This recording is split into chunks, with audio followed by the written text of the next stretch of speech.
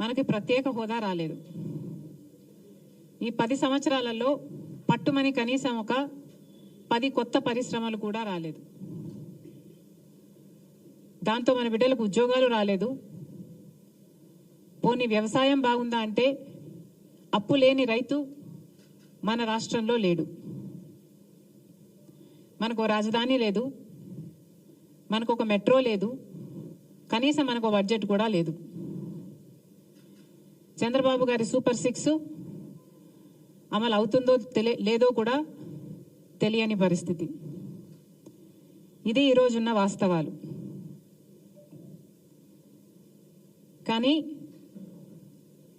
మన రాష్ట్రం ఇంత డెవలప్మెంట్కు నోచుకోకుండా 10 సంవత్సరాలుగా అల్లాడిపోతుంటే మన ప్రజాప్రతినిధులకు ఆ విషయం కనీసం గుర్తున్నా ఉందా? ఈరోజు మన రాష్ట్రంలో పరిపాలన జరుగుతుందా? ప్రజాప్రతినిధుల దృష్టి అంతా ఎక్కడ ఉంది? చంద్రబాబు గారేమో శుద్ధి అని శాంతి హోమాలు చేస్తున్నారు. పవన్ కళ్యాణ్ గారేమో ప్రాయశ్చిత దీక్షలు చేస్తున్నారట. ఇక ఇప్పుడు జగన్మోహన్ రెడ్డి గారు కూడా ప్రక్షాళన పూజలు చేస్తున్నారట. ఒకరి మీద ఒకరు పోటీ పడి మరి నీచమైన మత రాజకీయాలు కాకపోతే ఇది ఏమిటి అని అడుగుతున్నాం. చంద్రబాబు గారిని అడుగుతున్నాం, బయట మార్కెట్లో నెయ్యి ధర 700 నుంచి 1000 రూపాయల వరకు ఉంది. జగన్మోహన్ రెడ్డి గారి సర్కారు 320 రూపాయలకే నెయ్యి సప్లై చేసే టెండర్కి ఆమోదం తెలిపిందని మీకు తెలుసు.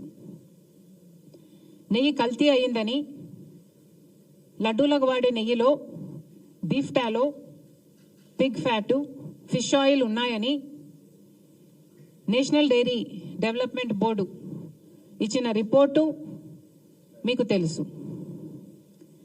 మరి ఇన్ని సాక్ష్యాలు, ఇన్ని ఆధారాలు, ఇన్ని రిపోర్ట్లు మీ దగ్గర పెట్టుకొని కూడా ఏ చర్యలు ఎందుకు లేవు? ఒక పక్కేమో కూటమి సర్కారు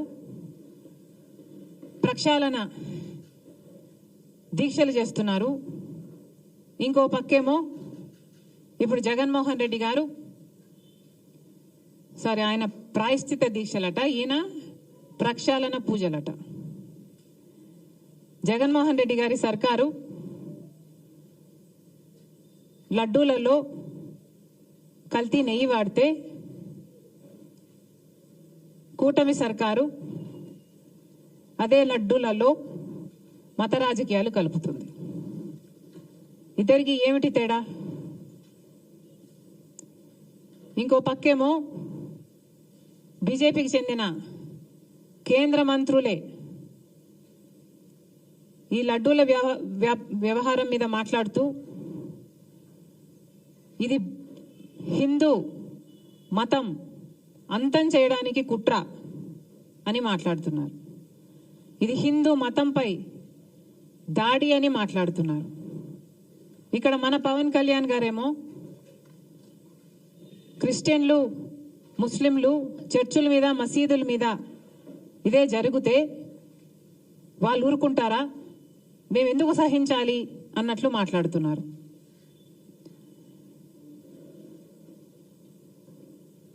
ఇంత దుర్మార్గంగా ఎలా మాట్లాడగలుగుతున్నారు? హిందువులను రెచ్చగొట్టే ప్రయత్నం మీరు చేయటం లేదా? మతాల మధ్య చిచ్చు పెట్టే ప్రయత్నం కాదా ఇది? ఇక్కడ ఒక అన్యాయం జరిగితే క్రిస్టియన్స్ని, ముస్లింల గురించి మాట్లాడాల్సిన అవసరం ఏముంది? ఎప్పుడూ లేనిది మన రాష్ట్రంలో కమ్యూనల్ వైలెన్స్ జరగాలి అని మీకేమైనా హిడెన్ అజెండా ఉందా? మతాల పేరుతో చిచ్చు పెట్టే ఉద్దేశం మీకుందా?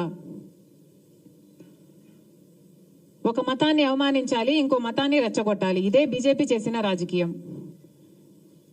అదే బీజేపీ డైరెక్షన్ లో పవన్ కళ్యాణ్ గారు, కూటమి సర్కారు కూడా వాళ్ళ చెప్పు చేతల్లోనే వాళ్ళు చెప్పినట్టే చేస్తున్నారనడానికి ఇంతకంటే రుజువు కావాలనా?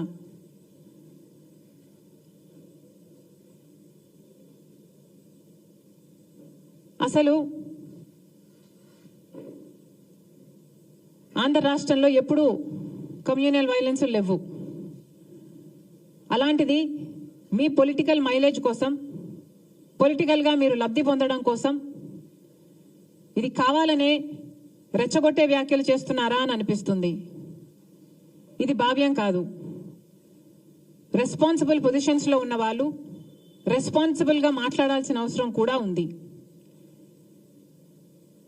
అసలు కేంద్ర మంత్రులుగా ఉన్నవారు కూడా ఇంత నిర్లక్ష్యంగా మాట్లాడుతున్నారు.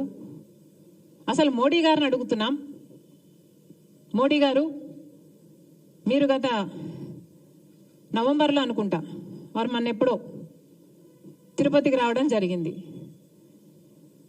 తిరుమలలో మోడీ గారు దర్శనం చేసుకున్న తర్వాత 140 కోట్ల మంది భారతీయులకు మంచి జరగాలని ప్రార్థన చేసుకున్నానని చెప్పటం జరిగింది.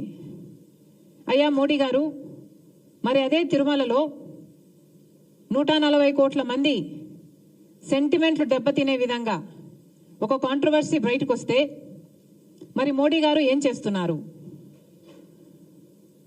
నేషనల్ డైరీ డెవలప్మెంట్ బోర్డు కేంద్ర సంస్థ.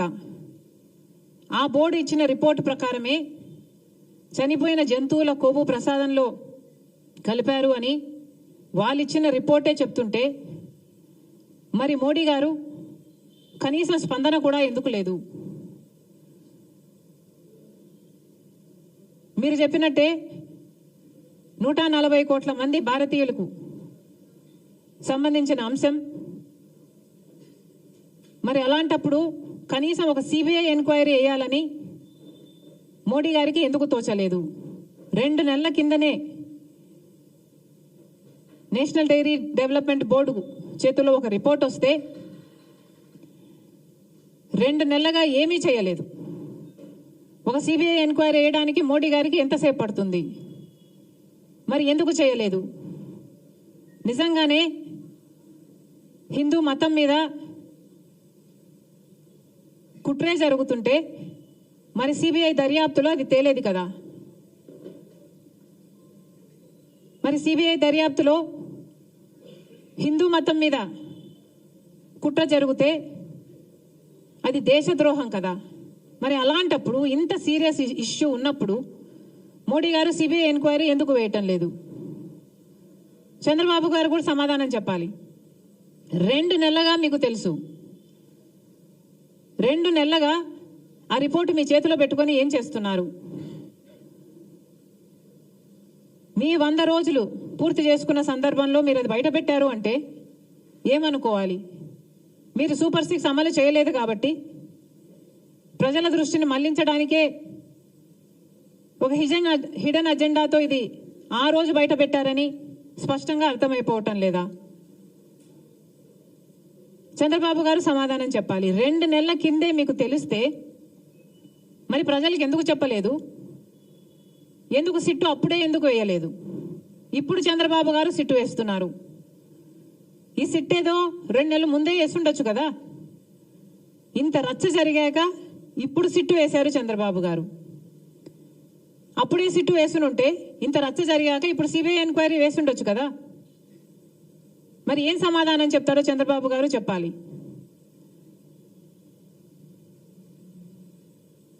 ఇన్ని ఆధారాలు, ఇన్ని రిపోర్ట్లు మీ చేతుల్లో పెట్టుకొని కూడా ఈరోజు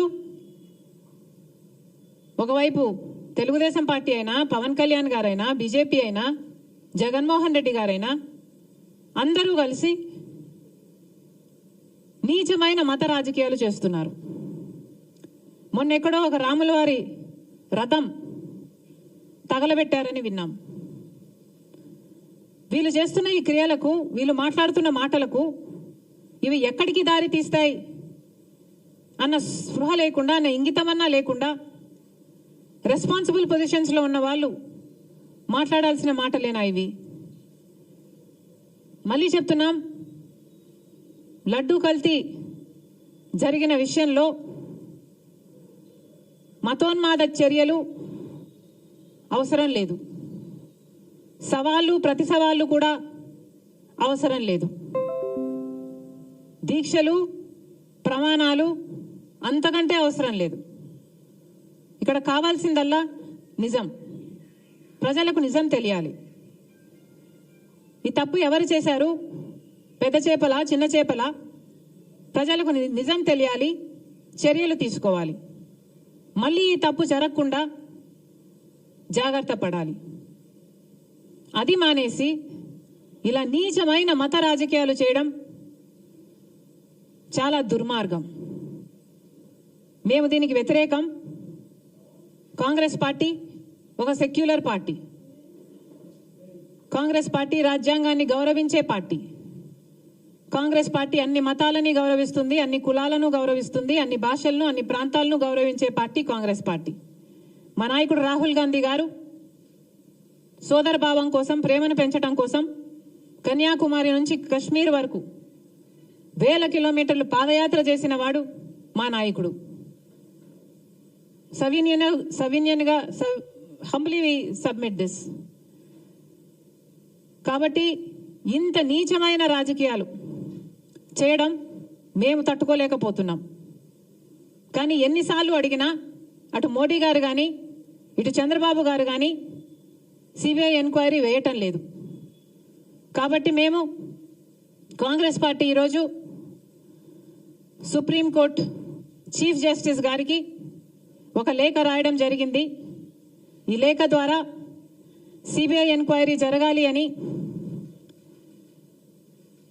ఎందుకు జరగాలో దాని కారణాలన్నీ వివరించడం జరిగింది. సుమోటో కింద సుప్రీంకోర్టే దీన్ని టేకప్ చేసి ఇన్వెస్టిగేట్ చేయాలని కోరడం జరిగింది. ఒకవేళ సిబిఐ ఎంక్వైరీ ఏ కారణం చేతైనా వీలు కాకపోతే మన రాష్ట్రం చేస్తున్న ఈ సిట్ ఇన్వెస్టిగేషన్ను సుప్రీంకోర్టు స్వయంగా మానిటర్ చేయాలని కోరటం జరిగింది. Thank you.